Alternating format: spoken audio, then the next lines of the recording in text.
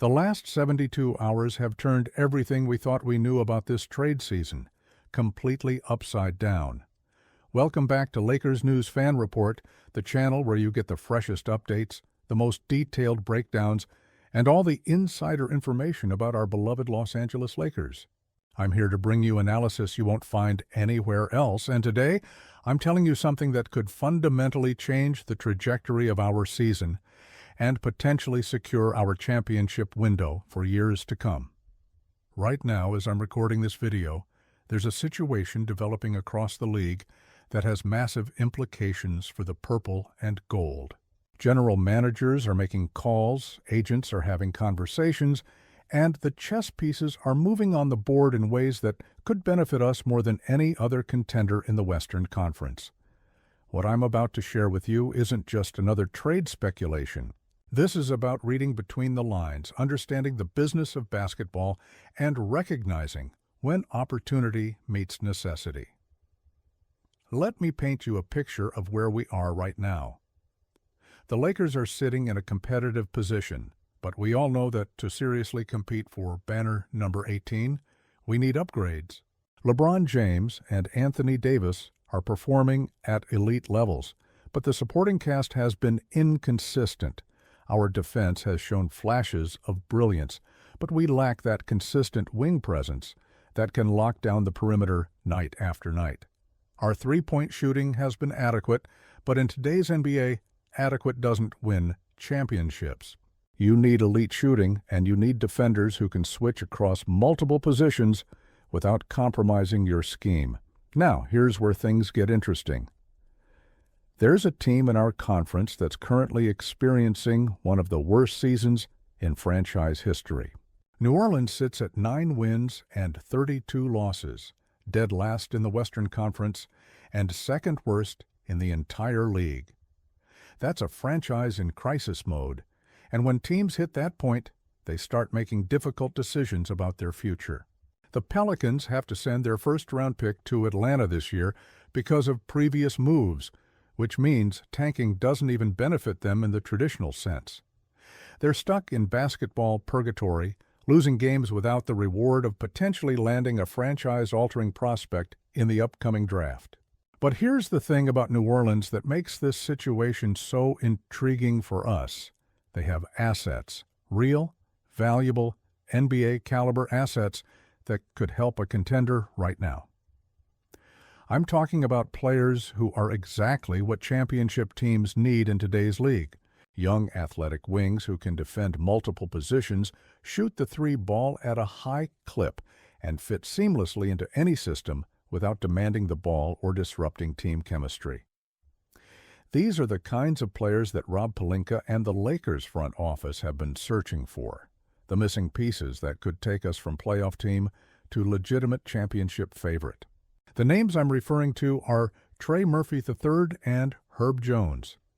Let me break down exactly why these two players should have every Lakers fan excited about the possibilities. Murphy is a 6'9" wing who's shooting 37% from three-point range on high volume this season. He's averaging over 16 points per game, and more importantly, he's doing it efficiently. His shooting ability would immediately upgrade our floor spacing, giving LeBron and AD more room to operate. Imagine our offense with Murphy spotting up in the corners while LeBron drives, or running off screens while AD posts up. That's the kind of versatile offensive weapon that transforms a good offense into a great one. But Murphy isn't just a shooter.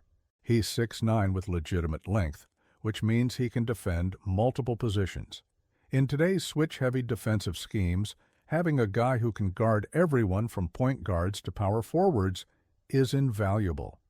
He's got the size to contest shots at the rim and the lateral quickness to stay with smaller guards on the perimeter. That versatility is exactly what Darvin Ham has been trying to implement defensively, and Murphy would be a perfect fit in that system. Now let's talk about Herb Jones, because this is where things get really exciting from a defensive standpoint. Jones is one of the most underrated defenders in the entire NBA. I'm not exaggerating when I say he's all defensive team caliber. His ability to lock down opposing wings is elite level. He's got the strength to battle bigger forwards in the post, the quickness to stay with guards on switches, and the instincts to be in the right place at the right time. When you watch him play, you see a guy who understands defensive positioning, who communicates with his teammates, and who genuinely takes pride in shutting down the opponent's best scorer. What makes Jones even more valuable is his contract situation. He's signed through the 2028-29 season at a very reasonable number, which means we wouldn't just be getting him for a rental. This would be a long-term investment in our championship future.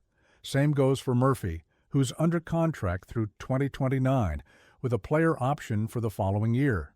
We're talking about locking in two high-level role players who are entering their prime years and who could be cornerstones of our team for the next half-decade. Think about what our rotation would look like with these two additions. Starting five of D'Angelo Russell, Murphy, Jones, LeBron, and AD. That's elite shooting, lockdown defense, and two superstars who can dominate in the paint and on the perimeter. Our closing lineup in tight games would be absolutely terrifying for opponents. LeBron running the offense with Murphy and Jones on the wings, AD in the post, and whoever's hot from our guard rotation. That's a unit that can switch everything defensively, space the floor offensively, and execute in crunch time. But here's where the story takes a fascinating turn, and this is where I need you to really pay attention, because this is the crucial information that explains why this deal could actually happen. Last week, reports came out that the Pelicans were shutting down trade talks for their core players. Joe DeMars, their president of basketball operations, reportedly told teams that Murphy, Jones, and Zion Williamson were not available and would remain with the organization past the February 5th trade deadline. On the surface, that seems like the end of the story. Team says players aren't available. Teams move on, right? Not so fast. See, this is where you have to understand the business side of basketball. This is smokescreen season, and executives around the league are all playing the same game. When a team publicly says their players aren't available, especially when that team is 9-32, what they're really doing is trying to drive up the price. Think about it logically. If you're New Orleans and you know teams are interested in your best assets, the worst thing you can do is appear desperate to move them. That tanks their value immediately. But if you tell everyone they're not for sale, suddenly teams start getting more aggressive with their offers because they think they need to blow you away to even get you to consider it. Multiple executives I've spoken with around the league have confirmed this is exactly what's happening. The Pelicans set a high bar for any potential trades from the beginning. But behind the scenes, teams are still making inquiries. The Lakers are one of those teams. Rob Pelinka didn't build this roster just to be satisfied with a first-round playoff exit. He knows we need upgrades, and he's actively working the phones to find them. The connection to New Orleans makes perfect sense because we have something they need, and they have multiple pieces we desperately want.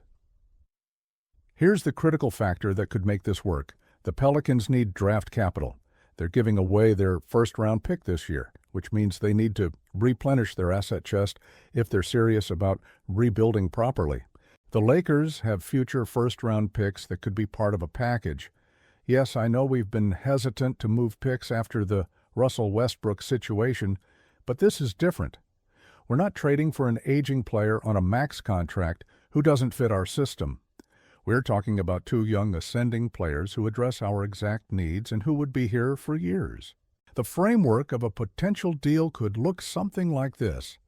Lakers send D'Angelo Russell, whose contract expires after next season, and gives New Orleans financial flexibility, along with Rui Hachimura, who's a talented young forward that the Pelicans could build around, plus two future first-round picks. In return, we get Trey Murphy III and Herb Jones. Now, I know some of you are thinking, that's a lot to give up, but let me explain why this makes sense for us. Russell, for all his talent, has been inconsistent in big moments. We've seen him disappear in playoff games, and while he's capable of getting hot and scoring 30 points, He's also capable of going 3 for 15 and being a defensive liability. Hachimura is a solid player who's improved, but he's not a guy you can't move if it means upgrading to 2 players who are better fits. The draft picks hurt, but here's the reality of our situation. LeBron James is 39 years old. We don't have 5 years to wait for draft picks to develop. We need to win now while we have LeBron and while AD is still in his prime. Trading future picks for proven commodities who can help us win immediately is the right move when you're in our position. From New Orleans' perspective, this deal gives them exactly what they need. They get young assets in Hachimura, who can be part of their core moving forward. They get draft capital to rebuild their asset base, and they get off the contracts of Murphy and Jones if they decide they want to fully commit to a teardown and rebuild. Russell would likely be flipped to another team for additional picks or young players, giving them even more flexibility. It's a deal that works for both sides, which is why I believe there's a real possibility this could happen before the deadline.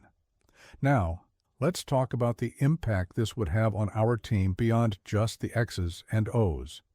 Chemistry matters in the NBA, and adding 2 unselfish team-first players like Murphy and Jones would be huge for our locker room. These aren't guys who need plays run for them or who will complain about their shot attempts. They're professionals who understand their roles and execute them at a high level. That's exactly the kind of mentality you need around superstars like LeBron and AD. Defensively, the transformation would be immediate. Right now, our biggest weakness is perimeter defense. Teams hunt matchups against us, attacking our weaker defenders and forcing rotations that break down our scheme. With Jones on the floor, we could put him on the opponent's best perimeter player every single night and feel confident he'll at least make them work for every bucket. Murphy gives us another long, athletic body who can help on rotations and contest shots. Our defense would go from middle of the pack to potentially top 5 in the league overnight. Offensively, the spacing would be incredible. LeBron has always thrived when surrounded by shooters, and Murphy's ability to knock down threes at a high percentage would open up driving lanes we haven't had consistently all season. AD would have more room to operate in the post and more kick-out options when the defense collapses. Our offense would become more dynamic, more unpredictable, and ultimately more efficient. I'm talking about going from a team that scores 110 points per game to one that can put up 115 or 120 when we're clicking. The playoff implications are enormous. Think about matching up against the defending champion Nuggets. Right now, they have advantages at multiple positions that we struggle to counter, but with Murphy and Jones, suddenly we have the wings to throw at Jamal Murray and Michael Porter Jr. We have the defenders to slow down their perimeter game and force them into uncomfortable situations. Against the Clippers, we'd have the personnel to match up with Kawhi Leonard and Paul George without getting torched. Against the Warriors, we could switch everything on the perimeter and not worry about Steph Curry hunting mismatches. This is the kind of move that changes the entire landscape of the Western Conference playoff picture. Right now, we're viewed as a good team, but probably not good enough to win it all. Adding Murphy and Jones would immediately elevate us to championship favorite status alongside Denver and potentially Milwaukee in the East. We'd have the star power, the depth, the defense, and the shooting to compete with anyone in a 7-game series. I want to address something important here because I know some fans get attached to current players and don't want to see anyone go. I get it. Russell has had great moments with us, and Hachimura has grown into a solid contributor. But we have to be honest about where this team is and what it needs to accomplish. We're not rebuilding. We're not developing young players for 3 years from now. We're trying to win a championship this year and next year while LeBron is still elite. That means making tough decisions and prioritizing fit over sentiment. The window is now, and Rob Pelinka knows it. That's why he's been so active in exploring every avenue to improve this roster. The front office understands that wasting a year of LeBron at this level is unacceptable. Every season from here on out with number 23 in purple and gold is precious, and we need to maximize our chances of winning a title while we have him. Murphy and Jones would do exactly that. They'd give us pieces that complement our stars perfectly and set us up for sustained success, even as LeBron eventually transitions to a smaller role. There's also the financial aspect to consider, which matters for our long-term flexibility. Both Murphy and Jones are on reasonable contracts that won't hamstring us moving forward. We'd still have the ability to make moves in the future, to add pieces around the edges, to stay competitive, even as our roster evolves. That's smart team building, and it's exactly the kind of forward-thinking approach that separates good front offices from great ones. Now, I'll be completely honest with you. There are obstacles to this deal happening. The Pelicans might genuinely decide they want to keep Murphy and Jones and build around them long term. Another team might come in with a better offer that we can't match. The trade deadline is still a few weeks away, and a lot can change between now and then. But the fact that we're even in the conversation, the fact that our front office is actively pursuing these kinds of upgrades, should give every Lakers fan hope that this organization is committed to winning now. What makes me optimistic is that this deal makes too much sense for both sides not to seriously consider it. The Lakers get immediate help at positions of need with players who fit perfectly into what we're trying to do. The Pelicans get assets to rebuild and financial flexibility to retool their roster. It's the kind of win-win scenario that actually gets completed in the NBA. And with the deadline approaching and teams getting more desperate to make moves, I believe the chances of something like this happening are better than most people think. Imagine watching a game in late February and seeing Murphy drain a corner 3 off LeBron drive, then on the next possession, watching Jones lock down the opponent's best scorer and force a turnover. That's the Lakers team we could be watching if this deal comes together. That's the version of this roster that can legitimately compete for a championship and make a deep playoff run. So, here's what I want from you. What do you think about the possibility of landing Trey Murphy III and Herb Jones? Do you believe the Lakers should pull the trigger on a deal like this, even if it means giving up assets like Russell, Hachimura, and future picks?